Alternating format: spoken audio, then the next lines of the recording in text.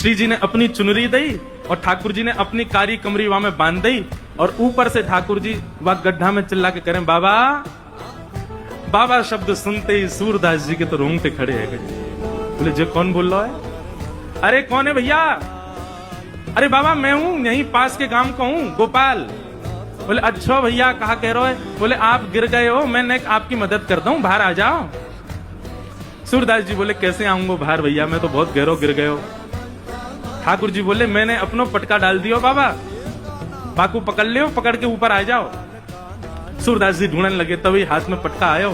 सूरदास जी ने जैसे ही वो पटका पकड़ो, कारी कमरी पकड़ी और ऊपर चढ़ने लगे तो नासिका के पास जाती वह कारी कमरी में थे ठाकुर जी के श्री अंग की सुगंध, जो आज सवेरे सवेरे श्रृंगार के दर्शन में श्रीनाथ जी में जो इत्र प्राप्त भयो, वहां की सुगंधी और कारी कमरी की सुगंधी एक सी है।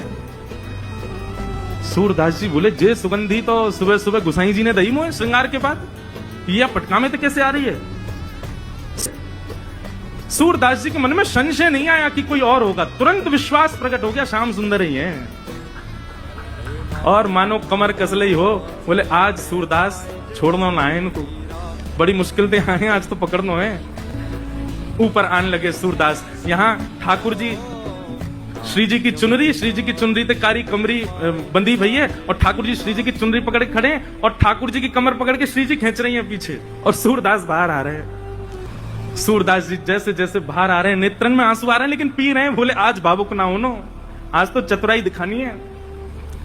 और जैसे ही महाराज सूरदास जी निकल के बाहर आए, जानबूझ के सूरदास जी ने ऐसा नाटक किया कि मानो गिर गए हों और जोड़ते आगे की तरफ गिरवे को भय। ठाकुर जी तो पीछे हट गए, श्री जी वहीं रह गई, तो श्री जी के चरणन में जाके गिरे, सोई चरण पकड़ लिए सूरदास जी ने। अब सूरदास जी के हाथ में जैसे ही श्री जी के चरण आए, ठाकुर जी ने श्री जी को हाथ पकड़ो, जोड़ते बोले पीछे हटो। अब पीछे श्री जी हटी तो श्री जी के पामन को नूपुर सूरदास जी के हाथ में रह गए। सूरदास जी ने चुपचाप छुपाए के यहीं धर लियो। ठाकुर जी बोले श्री जी जल्दी चलो, मंदिर खुले बारो, गुसाई जी अभी मंदिर खोल देंगे। श्री जी चलन लगी तो बोली जय जय, मेरे एक नूपुर की ध्वनि ना आ रही, कहीं गिर को दिखे। ठाकुर जी बोले दूसरा दिलवाए दूंगो, अब चलो जल्दी।